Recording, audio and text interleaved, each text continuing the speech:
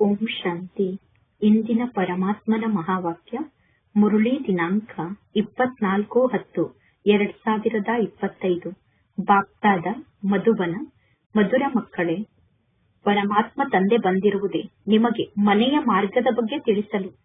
ನೀವು ಆತ್ಮ ಅಭಿಮಾನಿ ಸ್ಥಿತಿಯಲ್ಲಿ ಸ್ಥಿತ ಆಗಿರಿ. ಆಗ ಮನೆಯ ಮಾರ್ಗ ಸಹಜವಾಗಿ ಕಾಣಿಸುತ್ತದೆ. ಇಂದಿನ ಪ್ರಶ್ನೆಯಾಗಿದೆ, ಸಂಗಮ ಯುಗದಲ್ಲಿ ಅಂತಹ ಯಾವ ಜ್ಞಾನ ನಮಗೆ ಪ್ರಾಪ್ತಿಯಾಗಿದೆ? ಈ ಜ್ಞಾನದ ಆಧಾರದಿಂದ ಸತ್ಯಯುಗದ ದೇವತೆಗಳು ಮೋಹಾಜೀತರು ಎಂದು ಹೇಳಿಸಿಕೊಳ್ಳುತ್ತಾರೆ. ಉತ್ತರ: ಸಂಗಮ ಯುಗದಲ್ಲಿ ಪರಮಾತ್ಮ ತಂದೆ ನಿಮಗೆ ಅಮರ ಕಥೆಯನ್ನು ಹೇಳಿ ಅಮರ ಆತ್ಮದ ಜ್ಞಾನವನ್ನು ನೀಡಿದ್ದಾರೆ. ಇದು ಅವಿನಾಶಿ ಮಾಡಲ್ಪಟ್ಟಂತಹ ನಾಟಕ ಆಗಿದೆ. ಪ್ರತಿಯೊಬ್ಬ ಆತ್ಮರು ತಮ್ಮ ತಮ್ಮ ಪಾತ್ರವನ್ನು ಅಭಿನಯ ಮಾಡುತ್ತಾರೆ. ಆತ್ಮರು ಒಂದು ಶರೀರವನ್ನು ತ್ಯಾಗ ಮಾಡಿ ಇನ್ನೊಂದು ಶರೀರವನ್ನು ಧಾರಣೆ ಮಾಡಿಕೊಳ್ಳುತ್ತಾರೆ. ಇದರಲ್ಲಿ ಅಳುವ ಯಾವ ಮಾತೂ ಇಲ್ಲ ಅನ್ನುವ ಜ್ಞಾನ ಈಗ ನಿಮಗೆ ಪ್ರಾಪ್ತಿಯಾಗಿದೆ.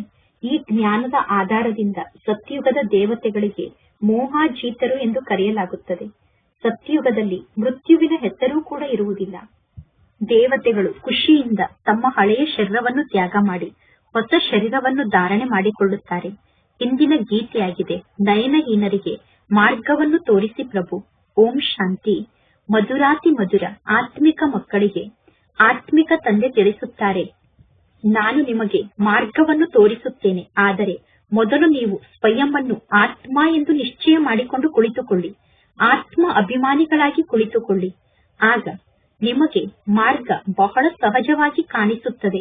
ಭಕ್ತಿ ಮಾರ್ಗದಲ್ಲಿ ಅರ್ಧ ಕಲ್ಪದಿಂದ ಪೆಟ್ಟನ್ನು ತಿನ್ನುತ್ತಾ ಬಂದಿದ್ದೀರಾ. ಭಕ್ತಿ ಮಾರ್ಗದಲ್ಲಿ ಬಹಳಷ್ಟು ಸಾಮಗ್ರಿ ಇದೆ. ಈಗ ಪರಮಾತ್ಮ ತಂದೆ ತಿಳಿಸಿದ್ದಾರೆ, ಬೇಹದ್ದಿನ ತಂದೆ ಒಬ್ಬರೇ ಆಗಿದ್ದಾರೆ. ಪರಮಾತ್ಮ ತಂದೆ ತಿಳಿಸುತ್ತಾರೆ, ನಾನು ನಿಮಗೆ ಮಾರ್ಗದ ಬಗ್ಗೆ ತಿಳಿಸುತ್ತಿದ್ದೇನೆ. ಪರಮಾತ್ಮ ತಂದೆ ಯಾವ ಮಾರ್ಗದ ಬಗ್ಗೆ ತಿಳಿಸುತ್ತಾರೆ ಅನ್ನುವುದು ಜಗತ್ತಿನಲ್ಲಿ ಯಾರಿಗೂ ಗೊತ್ತಿಲ್ಲ. ಪರಮಾತ್ಮ ತಂದೆ ಮುಕ್ತಿ ಮತ್ತು ಜೀವನ್ ಮುಕ್ತಿಯ ಮಾರ್ಗದ ಬಗ್ಗೆ ತಿಳಿಸುತ್ತಾರೆ. ಗತಿ ಸದ್ಗತಿಯ ಮಾರ್ಗದ ಬಗ್ಗೆ ತಿಳಿಸುತ್ತಾರೆ.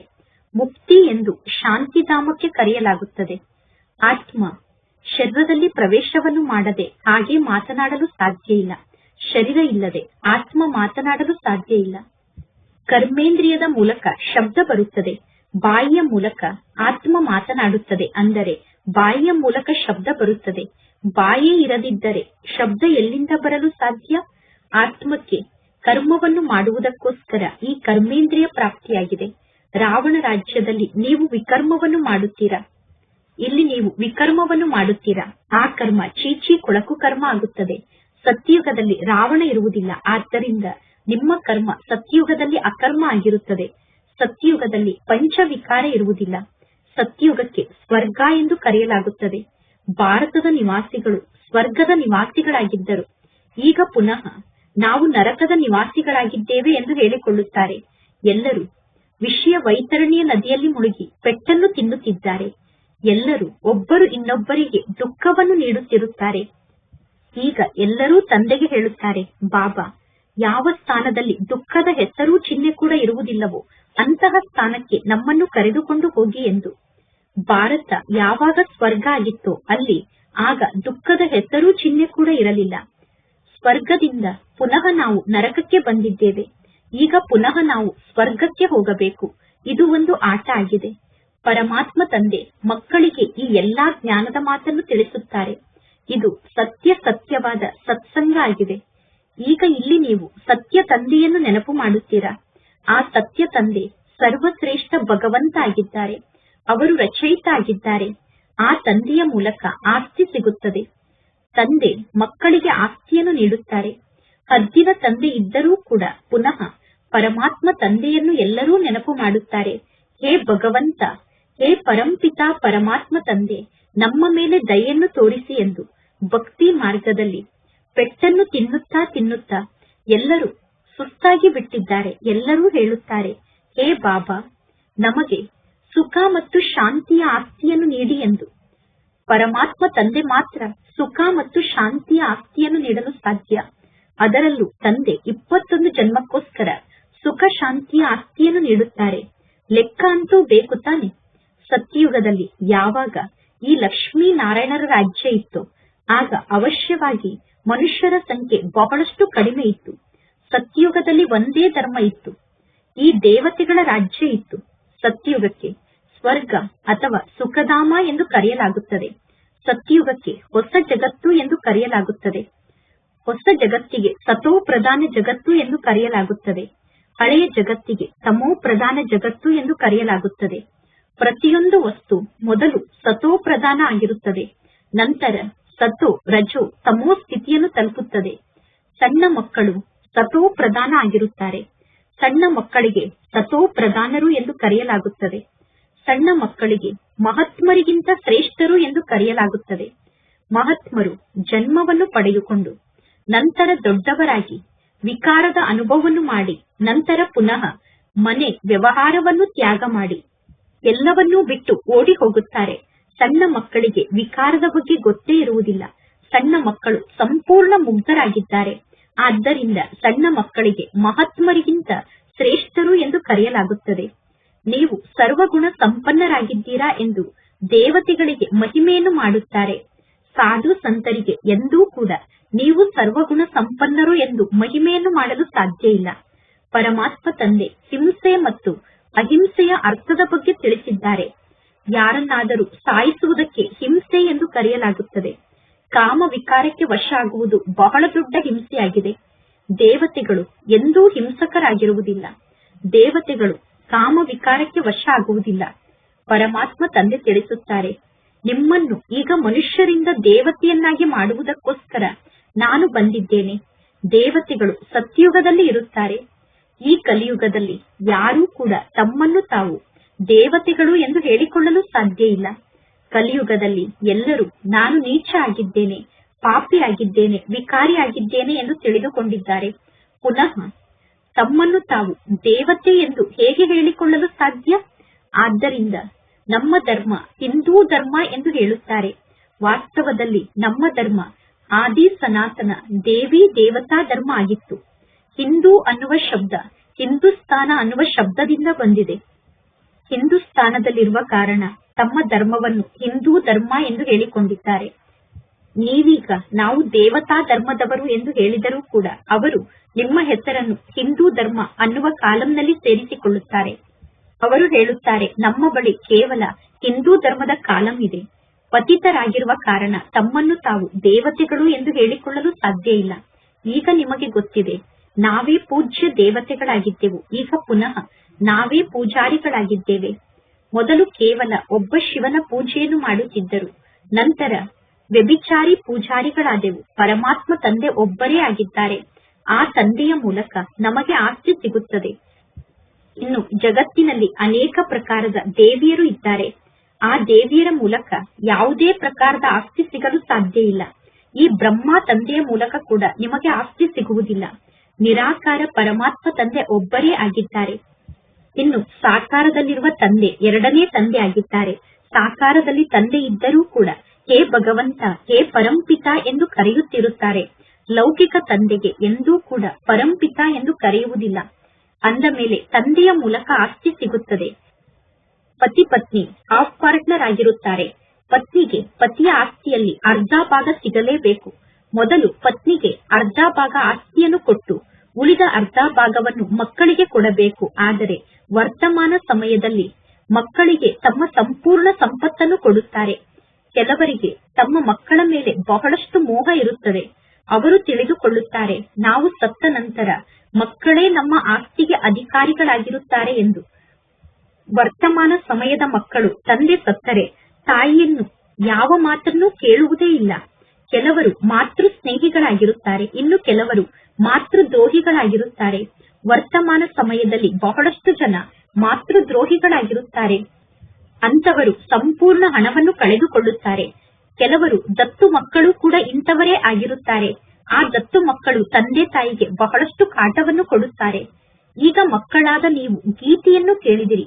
ಬಾಬಾ ನಮಗೆ ಸುಖದ ಮಾರ್ಗವನ್ನು ತೋರಿಸಿ, ಎಲ್ಲಿ ನೆಮ್ಮದಿ ಇದೆಯೋ ಶಾಂತಿ ಇದೆಯೋ ಅಂತಹ ಸ್ಥಾನಕ್ಕೆ ನಮ್ಮನ್ನು ಕರೆದುಕೊಂಡು ಹೋಗಿ ಅನ್ನುವ ಗೀತೆಯನ್ನು ಕೇಳಿದಿರಿ. ರಾವಣ ರಾಜ್ಯದಲ್ಲಿ ಸುಖ ಇರಲು ಸಾಧ್ಯ ಇಲ್ಲ. ಭಕ್ತಿ ಮಾರ್ಗದಲ್ಲಿ ಶಿವ ತಂದೆಯೇ ಬೇರೆ ಆಗಿದ್ದಾರೆ, ಶಂಕರನೇ ಬೇರೆ ಆಗಿದ್ದಾರೆ ಅನ್ನುವ ಮಾತು ಕೂಡ ಯಾರಿಗೂ ಗೊತ್ತಿಲ್ಲ. ಕೇವಲ ದೇವತೆಗಳ ಸಮ್ಮುಖದಲ್ಲಿ ತಲೆಯನ್ನು ಬಾಗಿಸಿ ನಮಸ್ಕಾರವನ್ನು ಮಾಡುತ್ತಾರೆ ಮತ್ತು ಶಾಸ್ತ್ರವನ್ನು ಓದುತ್ತಿರುತ್ತಾರೆ. ಒಳ್ಳೆಯದು. ಈ ರೀತಿ ನಮಸ್ಕಾರವನ್ನು ಮಾಡುವುದರಿಂದ, ಶಾಸ್ತ್ರವನ್ನು ಓದುವುದರಿಂದ ಏನು ಸಿಗುತ್ತದೆ ಅನ್ನುವ ಯಾವ ಮಾತಿನ ಬಗ್ಗೆಯೂ ಜನರಿಗೆ ಸ್ವಲ್ಪ ಕೂಡ ಗೊತ್ತಿಲ್ಲ. ಸರ್ವರಿಗೋಸ್ಕರ ಶಾಂತಿ ಮತ್ತು ಸುಖವನ್ನು ನೀಡುವಂತಹ ದಾತ ಒಬ್ಬ ಪರಮಾತ್ಮ ತಂದೆಯಾಗಿದ್ದಾರೆ. ಸತ್ಯಯುಗದಲ್ಲಿ ಸುಖ ಕೂಡ ಇರುತ್ತದೆ, ಶಾಂತಿ ಕೂಡ ಇರುತ್ತದೆ. ಭಾರತದಲ್ಲಿ ಸುಖ ಶಾಂತಿ ಇತ್ತು, ಈಗ ಸುಖ ಶಾಂತಿ ಇಲ್ಲ. ಆದ್ದರಿಂದ ಭಕ್ತಿ ಮಾರ್ಗದಲ್ಲಿ ಸುಖ ಶಾಂತಿಗೋಸ್ಕರ ಎಲ್ಲಾ ಕಡೆ ಅಲೆಯುತ್ತಾ ಪೆಟ್ಟನ್ನು ತಿನ್ನುತ್ತಿರುತ್ತಾರೆ. ಈಗ ಶಾಂತಿಧಾಮ ಮತ್ತು ಸುಖಧಾಮಕ್ಕೆ ಕರೆದುಕೊಂಡು ಹೋಗುವಂತವರು ಒಬ್ಬ ಪರಮಾತ್ಮ ತಂದೆಯಾಗಿದ್ದಾರೆ ಅನ್ನುವುದು ನಿಮಗೆ ಗೊತ್ತಿದೆ. ಬಾಬಾ, ನಾವು ಕೇವಲ ನಿಮ್ಮನ್ನೇ ನೆನಪು ಮಾಡುತ್ತೇವೆ, ನಿಮ್ಮಿಂದ ಆಸ್ತಿಯನ್ನು ಪಡೆದುಕೊಳ್ಳುತ್ತೇವೆ ಎಂದು ಮಕ್ಕಳಾದ ನೀವು ತಂದೆಗೆ ಹೇಳುತ್ತೀರಾ. ಪರಮಾತ್ಮ ತಂದೆ ತಿಳಿಸುತ್ತಾರೆ, ದೇಹ ಸಹಿತ ದೇಹದ ಸರ್ವ ಸಂಬಂಧವನ್ನು ನೀವೀಗ ಮರೆತು ಬಿಡಬೇಕು. ಒಬ್ಬ ತಂದೆಯನ್ನೇ ನೀವೀಗ ನೆನಪು ಮಾಡಬೇಕು. ಈಗ ಇಲ್ಲೇ ಆತ್ಮ ಪವಿತ್ರ ಆಗಬೇಕು. ತಂದೆಯನ್ನು ನೆನಪು ಮಾಡದೇ ಇದ್ದರೆ ಪುನಃ ನೀವು ಶಿಕ್ಷೆಯನ್ನು ಅನುಭವ ಮಾಡಬೇಕಾಗುತ್ತದೆ. ನಂತರ ನಿಮ್ಮ ಪದವಿ ಕೂಡ ಭ್ರಷ್ಟ ಆಗುತ್ತದೆ. ಆದ್ದರಿಂದ ಪರಮಾತ್ಮ ತಂದೆ ತಿಳಿಸುತ್ತಾರೆ, ತಂದೆಯಾದ ನನ್ನನ್ನು ನೆನಪು ಮಾಡುವಂತಹ ಪರಿಶ್ರಮವನ್ನು ಪಡಿ. ಆತ್ಮರಿಗೇ ತಂದೆ ಈ ಮಾತನ್ನು ತಿಳಿಸುತ್ತಾರೆ. ಬೇರೆ ಯಾವ ಸತ್ಸಂಗದಲ್ಲೂ ಕೂಡ ಹೇ ಆತ್ಮಿಕ ಮಕ್ಕಳೇ ಎಂದು ಯಾರಿಗೂ ಎಂದೂ ಕರೆಯುವುದಿಲ್ಲ. ಇದು ಆತ್ಮಿಕ ಜ್ಞಾನ ಆಗಿದೆ. ಆತ್ಮಿಕ ತಂದೆಯ ಮೂಲಕ ಮಕ್ಕಳಿಗೆ ಈ ಜ್ಞಾನ ಪ್ರಾಪ್ತಿಯಾಗುತ್ತದೆ. ಆತ್ಮ ನಿರಾಕಾರ ಆಗಿದೆ, ಶಿವ ತಂದೆ ಕೂಡ ನಿರಾಕಾರ ಆಗಿದ್ದಾರೆ. ಆತ್ಮರಾದ ನೀವು ಬಿಂದು ರೂಪದಲ್ಲಿ ಇದ್ದೀರಾ. ಆತ್ಮ ಬಹಳ ಸಣ್ಣ ರೂಪದಲ್ಲಿ ಇದೆ. ಆತ್ಮವನ್ನು ಯಾರೂ ನೋಡಲು ಆಗುವುದಿಲ್ಲ. ದಿವ್ಯ ದೃಷ್ಟಿಯ ಮೂಲಕ ಮಾತ್ರ ಆತ್ಮವನ್ನು ನೋಡಬಹುದು. ದಿವ್ಯ ದೃಷ್ಟಿ ಇಲ್ಲದೆ ಆತ್ಮವನ್ನು ನೋಡಲು ಸಾಧ್ಯ ಇಲ್ಲ. ದಿವ್ಯ ದೃಷ್ಟಿಯನ್ನು ಕೇವಲ ಒಬ್ಬ ಪರಮಾತ್ಮ ತಂದೆ ಮಾತ್ರ ನೀಡುತ್ತಾರೆ. ಭಕ್ತರು ಕುಳಿತು ಹನುಮಂತನ ಪೂಜೆಯನ್ನು ಮಾಡುತ್ತಾರೆ, ಗಣೇಶನ ಪೂಜೆಯನ್ನು ಮಾಡುತ್ತಾರೆ. ಯಾರ ಪೂಜೆಯನ್ನು ಮಾಡುತ್ತಾರೋ ಅವರಿಗೆ ಅದೇ ಸ್ವರೂಪದ ಸಾಕ್ಷಾತ್ಕಾರ ಹೇಗೆ ಆಗುತ್ತದೆ? ಪರಮಾತ್ಮ ತಂದೆ ತಿಳಿಸುತ್ತಾರೆ, ದಿವ್ಯ ದೃಷ್ಟಿಯ ದಾತ ನಾನೇ ಆಗಿದ್ದೇನೆ. ಯಾರು ಬಹಳಷ್ಟು ಭಕ್ತಿಯನ್ನು ಮಾಡುತ್ತಾರೋ ಅಂತವರಿಗೆ ಪುನಃ ನಾನು ಅದೇ ಸ್ವರೂಪದಲ್ಲಿ ಸಾಕ್ಷಾತ್ಕಾರವನ್ನು ಮಾಡಿಸುತ್ತೇನೆ. ಆದರೆ ಆ ಸಾಕ್ಷಾತ್ಕಾರದ ಮೂಲಕ ಏನೂ ಲಾಭ ಆಗುವುದಿಲ್ಲ. ಸಾಕ್ಷಾತ್ಕಾರ ಆದಾಗ ಕೇವಲ ಖುಷಿ ಪಡುತ್ತಾರೆ, ಆದರೆ ಪುನಃ ಪಾಪವನ್ನು ಮಾಡುತ್ತಿರುತ್ತಾರೆ. ಸಾಕ್ಷಾತ್ಕಾರದಿಂದ ಏನೂ ಪ್ರಾಪ್ತಿ ಸಿಗುವುದಿಲ್ಲ. ಶಿಕ್ಷಣವನ್ನು ಕಲಿಯದೆ ಯಾವ ಪದವಿಯನ್ನೂ ಪಡೆದುಕೊಳ್ಳಲು ಸಾಧ್ಯ ಇಲ್ಲ. ಶಿಕ್ಷಣವನ್ನು ಕಲಿಯದೆ ದೇವತೆ ಆಗಲು ಸಾಧ್ಯ ಇಲ್ಲ. ದೇವತೆಗಳು ಸರ್ವಗುಣ ಸಂಪನ್ನರಾಗಿದ್ದರು. ಈಗ ನೀವು ಕೂಡ ಈ ರೀತಿ ದೇವತೆಗಳಾಗಿ, ಅಂದರೆ ಸರ್ವಗುಣಗಳಿಂದ ಸಂಪನ್ನಾಗಿ, ಇನ್ನು ಉಳಿದಿದ್ದೆಲ್ಲ ಭಕ್ತಿ ಮಾರ್ಗದ ಸಾಕ್ಷಾತ್ಕಾರ ಆಗಿದೆ. ಸತ್ಯವಾಗಿಯೂ ಶ್ರೀಕೃಷ್ಣನ ಜೊತೆಗೆ ಉಯ್ಯಾಲೆಯಲ್ಲಿ ಆಟವನ್ನು ಆಡಬೇಕು. ಸ್ವರ್ಗದಲ್ಲಿ ಕೃಷ್ಣನ ಜೊತೆಗೆ ಇರಬೇಕು ಅಂದರೆ ಅದಕ್ಕೆ ಆಧಾರ ಈ ಜ್ಞಾನದ ಶಿಕ್ಷಣ ಆಗಿದೆ. ನೀವು ಎಷ್ಟು ಜಾಸ್ತಿ ಶ್ರೀಮತದಂತೆ ನಡೆಯುತ್ತೀರೋ ಅಷ್ಟು ಶ್ರೇಷ್ಠ ಪದವಿಯನ್ನು ಪಡೆದುಕೊಳ್ಳುತ್ತೀರಾ. ಭಗವಂತ ತಂದೆಯ ಶ್ರೀಮತದ ಬಗ್ಗೆ ಗಾಯನ ಇದೆ. ಶ್ರೀಕೃಷ್ಣನ ಶ್ರೀಮತ ಎಂದು ಕರೆಯುವುದಿಲ್ಲ. ಪರಂಪಿತ ಪರಮಾತ್ಮ ತಂದೆಯ ಶ್ರೀಮತದಂತೆ ನಡೆದು ಶ್ರೀಕೃಷ್ಣನ ಆತ್ಮ ಕೂಡ ಇಂತಹ ಶ್ರೇಷ್ಠ ಪದವಿಯನ್ನು ಪಡೆದುಕೊಂಡಿದೆ. ಶ್ರೀಕೃಷ್ಣ ಕೂಡ ಪರಂಪಿತ ಪರಮಾತ್ಮ ತಂದೆಯ ಶ್ರೀಮತದಂತೆ ನಡೆದಿರುವ ಕಾರಣ ಇಂತಹ ಪದವಿಯನ್ನು ಪಡೆದುಕೊಂಡಿದ್ದಾರೆ. ನಿಮ್ಮ ಆತ್ಮ ಕೂಡ ದೇವತಾ ಧರ್ಮದ ಆತ್ಮ ಆಗಿತ್ತು, ಅಂದರೆ ನೀವು ಶ್ರೀಕೃಷ್ಣನ ಮನೆತನದಲ್ಲಿ ಇದ್ದೀರಿ. ಭಾರತದ ನಿವಾಸಿಗಳಿಗೆ ರಾಧಾಕೃಷ್ಣರ ಮಧ್ಯದಲ್ಲಿ ಪರಸ್ಪರ ಯಾವ ಸಂಬಂಧ ಇದೆ ಅನ್ನುವುದೂ ಕೂಡ ಗೊತ್ತಿಲ್ಲ. ರಾಧೆ ಮತ್ತು ಕೃಷ್ಣ ಇಬ್ಬರು ಬೇರೆ ಬೇರೆ ರಾಜ್ಯದವರಾಗಿರುತ್ತಾರೆ. ಸ್ವಯಂವರದ ನಂತರ ರಾಧಾಕೃಷ್ಣರೇ ಲಕ್ಷ್ಮೀನಾರಾಯಣ ಆಗುತ್ತಾರೆ. ಈ ಎಲ್ಲಾ ಜ್ಞಾನದ ಮಾತನ್ನು ಪರಮಾತ್ಮ ತಂದೆ ಬಂದು ಮಕ್ಕಳಿಗೆ ತಿಳಿಸುತ್ತಾರೆ. ಸ್ವರ್ಗದ ರಾಜಕುಮಾರಿ ಆಗುವುದಕ್ಕೋಸ್ಕರ ನೀವು ಈ ಶಿಕ್ಷಣವನ್ನು ಕಲಿಯುತ್ತೀರಾ. ರಾಜಕುಮಾರ ರಾಜಕುಮಾರಿಯರ ಸ್ವಯಂವರ ಯಾವಾಗ ಆಗುತ್ತದೆಯೋ ಆಗ ಅವರ ಹೆಸರು ಬದಲಾಗುತ್ತದೆ. ಅಂದ ಮೇಲೆ ತಂದೆ ಮಕ್ಕಳನ್ನು ಈ ರೀತಿ ದೇವತೆಯನ್ನಾಗಿ ಮಾಡುತ್ತಾರೆ. ಒಂದು ವೇಳೆ ತಂದೆಯ ಶ್ರೀಮತದಂತೆ ನೀವು ನಡೆದರೆ ನೀವು ದೇವತೆಗಳಾಗುತ್ತೀರಾ. ನೀವೀಗ ಮುಖವಂಶಾವಳಿಗಳಾಗಿದ್ದೀರಾ. ಜಗತ್ತಿನಲ್ಲಿ ಇರುವಂತವರು ಕುಕವಂಶಾವಳಿ ಆಗಿದ್ದಾರೆ. ಲೌಕಿಕ ಜಗತ್ತಿನ ಬ್ರಾಹ್ಮಣರು ಕಂಕಣವನ್ನು ಕಟ್ಟುತ್ತಾರೆ. ಕಂಕಣವನ್ನು ಕಟ್ಟಿ ಕಾಮಚಿತೆಯ ಮೇಲೆ ಕೂರಿಸುತ್ತಾರೆ. ಕಾಮಚಿತೆಯ ಮೇಲೆ ಕುಳಿತುಕೊಳ್ಳುವುದಕ್ಕೋಸ್ಕರ ಲೌಕಿಕ ಜಗತ್ತಿನ ಬ್ರಾಹ್ಮಣರು ಕಂಕಣವನ್ನು ಕಟ್ಟುತ್ತಾರೆ. ಈಗ ಸತ್ಯ ಸತ್ಯ ಬ್ರಾಹ್ಮಣಿಯರಾದ ನೀವು ಕಾಮಚಿತೆಯಿಂದ ಇಳಿಸಿ ಜ್ಞಾನ ಚಿತೆಯ ಮೇಲೆ ಕೂರಿಸುವುದಕ್ಕೋಸ್ಕರ ಕಂಕಣವನ್ನು ಕಟ್ಟುತ್ತೀರಾ. ಅಂದ ಮೇಲೆ ಆ ಕಾಮಚಿತೆಯ ಕಂಕಣವನ್ನು ತ್ಯಾಗ ಮಾಡಬೇಕಾಗುತ್ತದೆ. ಇಲ್ಲಿ ಮಕ್ಕಳು ಪರಸ್ಪರ ಜಗಳವನ್ನು ಆಡುತ್ತಿರುತ್ತಾರೆ, ಹೊಡೆದಾಡುತ್ತಿರುತ್ತಾರೆ. ಜಗಳವನ್ನು ಆಡುತ್ತಾ ಹೊಡೆದಾಡುತ್ತಾ ಸಂಪೂರ್ಣ ಹಣವನ್ನು ಹಾಳು ಮಾಡಿಕೊಳ್ಳುತ್ತಾರೆ. ವರ್ತಮಾನ ಸಮಯದಲ್ಲಿ ಜಗತ್ತು ಬಹಳಷ್ಟು ಕೊಳಕಾಗಿದೆ. ಅದರಲ್ಲೂ ಫಿಲಂ ಬಹಳಷ್ಟು ಕೊಳಕಾಗಿದೆ. ಫಿಲಂ ಅನ್ನುವಂಥದ್ದು ಬಹಳಷ್ಟು ನಮ್ಮನ್ನು ಕೊಳಕನ್ನಾಗಿ ಮಾಡುವಂತದ್ದಾಗಿದೆ. ಒಳ್ಳೆಯ ಮಕ್ಕಳು ಕೂಡ ಫಿಲಂ ಅನ್ನು ನೋಡಲು ಹೋದ ತಕ್ಷಣ ಕೆಟ್ಟು ಹೋಗಿ ಬಿಡುತ್ತಾರೆ. ಆದ್ದರಿಂದ ಬ್ರಹ್ಮ ಕುಮಾರಿಯರಿಗೆ ಫಿಲಂ ಅನ್ನು ನೋಡಲು ಹೋಗಲು ತಂದೆ ಅನುಮತಿಯನ್ನು ನೀಡುವುದಿಲ್ಲ. ಇನ್ನು ಯಾರು ಶಕ್ತಿಶಾಲಿ ಆಗಿದ್ದಾರೋ ಅವರಿಗೆ ತಂದೆ ತಿಳಿಸುತ್ತಾರೆ, ನೀವು ಫಿಲಂ ಥಿಯೇಟರ್ಗೂ ಕೂಡ ಹೋಗಿ ಸೇವೆಯನ್ನು ಮಾಡಿ. ಅಲ್ಲಿರುವಂತವರಿಗೆ ತಿಳಿಸಿ, ಇದು ಹದ್ದಿನ ಫಿಲಂ ಆಗಿದೆ. ಇನ್ನೂ ಒಂದು ಬೇಹದ್ದಿನ ಫಿಲಂ ಕೂಡ ಇದೆ. ಬೇಹದ್ದಿನ ಫಿಲಂನ ಮೂಲಕ ಇಂತಹ ಹದ್ದಿನ ಅಸತ್ಯ ಫಿಲಂಗಳು ಹುಟ್ಟಿಕೊಂಡಿದೆ ಅನ್ನುವ ಜ್ಞಾನವನ್ನು ನೀವು ಫಿಲಂ ಥಿಯೇಟರ್ಗೆ ಹೋಗಿ ತಿಳಿಸಬೇಕು. ಈಗ ಮಕ್ಕಳಾದ ನಿಮಗೆ ತಂದೆ ತಿಳಿಸಿದ್ದಾರೆ, ಮೂಲ ವತನದಲ್ಲಿ ಎಲ್ಲಾ ಆತ್ಮರೂ ನಿವಾಸವನ್ನು ಮಾಡುತ್ತಾರೆ. ನಂತರ ಮಧ್ಯದಲ್ಲಿ ಸೂಕ್ಷ್ಮ ವತನ ಇದೆ. ಇನ್ನು ಇದು ಸಾಕಾರ ವತನ ಆಗಿದೆ. ಈ ಸಾಕಾರ ವತನದಲ್ಲಿ ಸಂಪೂರ್ಣ ಆಟ ನಡೆಯುತ್ತದೆ. ಈ ನಾಟಕ ಚಕ್ರ ತಿರುಗುತ್ತಿರುತ್ತದೆ. ಬ್ರಾಹ್ಮಣ ಮಕ್ಕಳಾದ ನೀವೇ ಈಗ ಸ್ವದರ್ಶನ ಚಕ್ರಧಾರಿಗಳಾಗಬೇಕು. ದೇವತೆಗಳಿಗೆ ಸ್ವದರ್ಶನ ಚಕ್ರಧಾರಿ ಎಂದು ಕರೆಯುವುದಿಲ್ಲ. ದೇವತೆಗಳು ಸ್ವದರ್ಶನ ಚಕ್ರಧಾರಿಗಳಾಗುವುದಿಲ್ಲ. ಆದರೆ ಬ್ರಾಹ್ಮಣರಿಗೆ ಸ್ವದರ್ಶನ ಚಕ್ರದ ಅಲಂಕಾರವನ್ನು ನೀಡಲು ಸಾಧ್ಯ ಇಲ್ಲ. ಏಕೆಂದರೆ ಈಗ ಇನ್ನೂ ನೀವು ಪುರುಷಾರ್ಥಿಗಳಾಗಿದ್ದೀರಾ. ಇಂದು ಪುರುಷಾರ್ಥದ ಮಾರ್ಗದಲ್ಲಿ ಚೆನ್ನಾಗಿ ನಡೆದುಕೊಳ್ಳುತ್ತಿರುತ್ತೀರಾ. ನಾಳೆ ಪುನಃ ಕೆಳಗಡೆ ಬಿದ್ದು ಬಿಡುತ್ತೀರಾ. ಆದ್ದರಿಂದ ದೇವತೆಗಳಿಗೆ ಸ್ವದರ್ಶನ ಚಕ್ರವನ್ನು ನೀಡಲಾಗಿದೆ. ಶ್ರೀಕೃಷ್ಣನ ಕೈಯಲ್ಲಿ ಸ್ವದರ್ಶನ ಚಕ್ರವನ್ನು ತೋರಿಸುತ್ತಾರೆ. ಶ್ರೀಕೃಷ್ಣ ಸ್ವದರ್ಶನ ಚಕ್ರದ ಮೂಲಕ ಅಕಾಸುರ ಮತ್ತು ಬಕಾಸುರನನ್ನು ಸಾಯಿಸಿದರು ಎಂದು ತೋರಿಸುತ್ತಾರೆ.